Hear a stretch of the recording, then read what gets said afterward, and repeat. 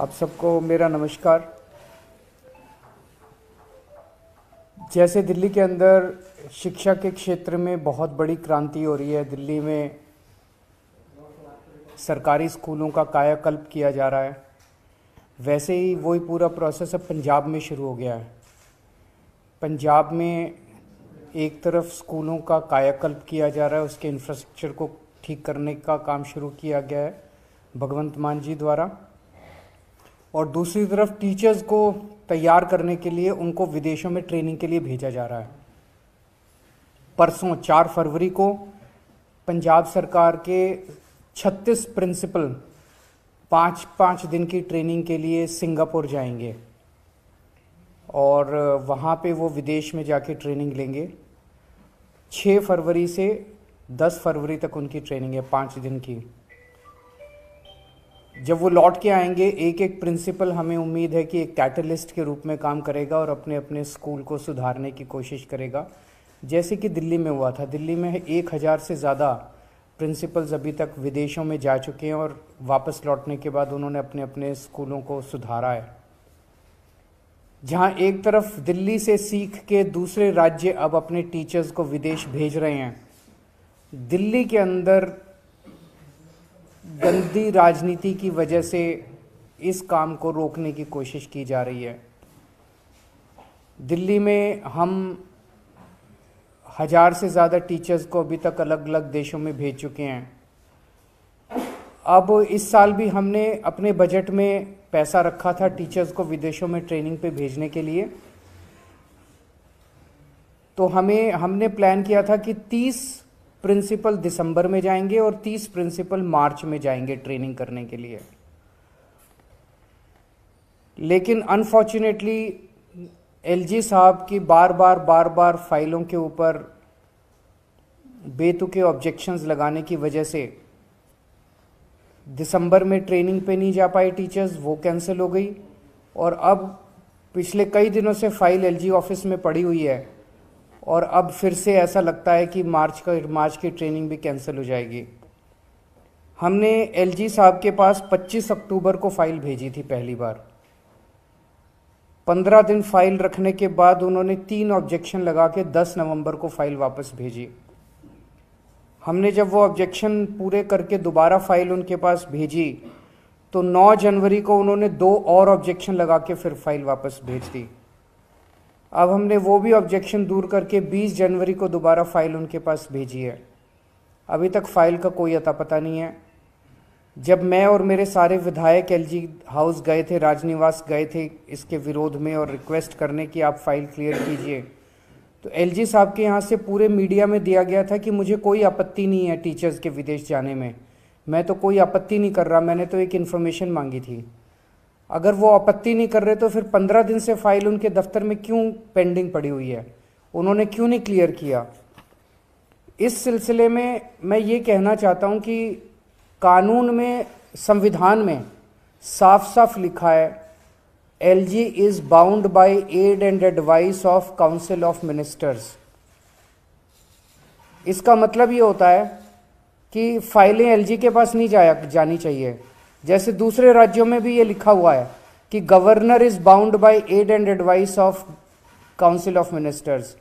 केंद्र सरकार में लिखा है president is bound by add and advice of council of ministers. तो केंद्र सरकार में भी फाइलें नहीं जाती प्रेसिडेंट के पास, राज्यों में फाइलें नहीं जाती गवर्नर के पास। दिल्ली में भी 2018 में संविधान पीठ, सुप्रीम कोर्ट की संविधान पीठ ने ऑर्डर किया था कि एलजी के पास फाइलें नहीं जाएंगी। मुख्यमंत्री और मंत्री सारे निर्णय लेंगे और वो निर्णय तुरंत लागू कर दिए जाएंगे।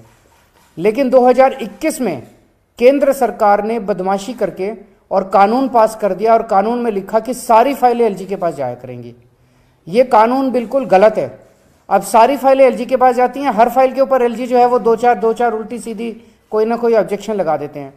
तो ये कानून बिल्कुल गलत है। ये कानून संविधान के खिलाफ है। संविधान पीठ जो थी सुप्रीम कोर्ट की, उसने साफ साफ कहा था कि कोई फाइल एलजी के पास नहीं जाएगी, क्योंकि हमने संविधान पीठ को बताया कि किस तरह से उसके पहले एलजी साहब ने ऑब्जेक्शन लगा लगा के 2 साल तक मोहल्ला क्लिनिक रोक दिए। ऑब्जेक्शन लगा लगा के 2 साल तक सीसीटीवी कैमरे नहीं लगने दिए। तो संविधान पीठ ने कहा था कि 2018 में 4 जुलाई 2018 का ऑर्डर है कि कोई भी फाइल एलजी के पास नहीं जाएगी, लेकिन 2021 में इन्होंने संविधान की उल्लंघन करके संविधान के खिलाफ केंद्र सरकार ने कानून पास कर दिया। अब हमने सुप्रीम कोर्ट में इस कानून के खिलाफ याचिका दायर की हुई है और हमें उम्मीद है कि सुप्रीम कोर्ट जो है इस कानून को गैर संवैधानिक डिक्लेयर करके इस कानून को रद्द करेंगे ताकि दिल्ली सरकार अपने काम कर सके। इस तरह से हर काम में अड़चन अड़ाना, दिल्ली के लोगों के हर काम में अड़चन अड़ाना, चुनी हुई सरकार के हर काम में अड़चन अड़ाना, ये सही नहीं है। दिल्ली के अंदर जो अच्छे काम है, जनता के काम है, वो काम होने देना चाहिए और इस तरह से दिल्ली सरकार के कामों में अड़चन नहीं अड़ानी चाहिए। मैं उम्मीद करता हूं कि एलजी साहब, जब तक सुप्रीम कोर्ट का आदेश नहीं आता तब तक एलजी साहब इसको फाइल को जल्दी क्लियर करेंगे और इसको हमारे टीचर्स को भी विदेश जाने देंगे। सर, पिछले हफ्ते एलजी ने आपको मुख्यमंत्री और 10 विधायकों को मिलने का समय दिया था, आप मिल नहीं पाए क्योंकि आप पंजाब में थे। क्या दोबारा उसके बाद उन्होंने दोबारा नहीं बुलाया। मैंने उसी दिन कहा था कि कोई और टाइम दे दो, मैं पंजाब जा रहा हूँ, मैं हूँ नहीं। उसके बाद उन्होंने कोई दोबारा टाइम नहीं दिया। सर, कल फ्राइडे है तो रूटीन मीटिंग है आप लोगों की? नहीं, अभी फिलहाल तो नहीं हो रही हैं। अगर कोई काम होगा तो मैं चला जाऊँगा। 6 फरवरी को फिर से एमसीडी का होगा, क्या लगता है कि ये तो बीजेपी वाले जवाब देंगे कि वो चुनाव होने देंगे नहीं होने देंगे। हर बार वही रोकते हैं चुनाव। हम तो चुनाव कराना चाहते हैं। पिछली बार आप लोग तो थे सारे, आपने देखा कि किस तरह से हमारे वाले, मैंने भी वीडियो देखा था, हमारे वाले बिठाने की कोशिश कर रहे हैं और वही जानबूझ के शोर कर रहे थे। उन्होंने जानबूझ के, तो उनको मान लेना चाहिए चुनाव हार गए। जैसे राज्यों में करते हैं, चुनाव हार जाते हैं लेकिन फिर भी सरकार तो उन्हीं की बनती है, खरीद फरोख्त कर लेते हैं।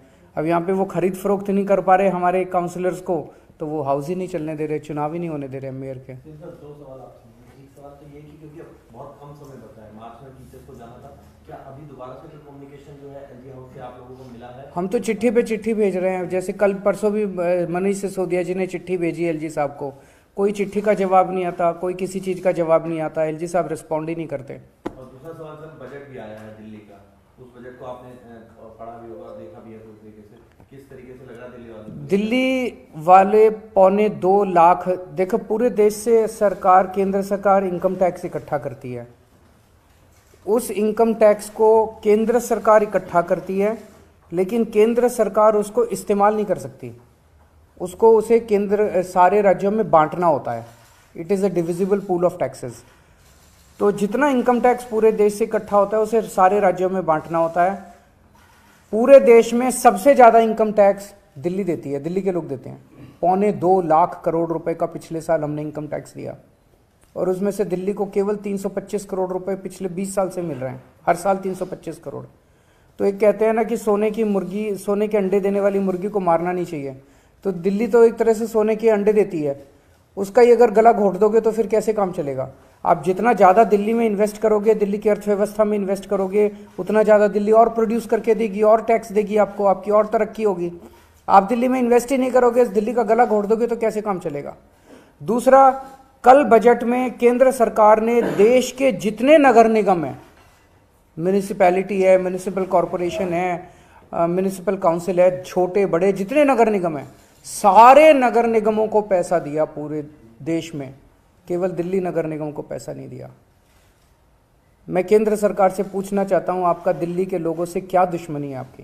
केवल दिल्ली नगर निगम को पैसा नहीं दिया, बाकी पूरे देश के सारे नगर निगमों को पैसा दिया। आप बजट उठा के देख लो।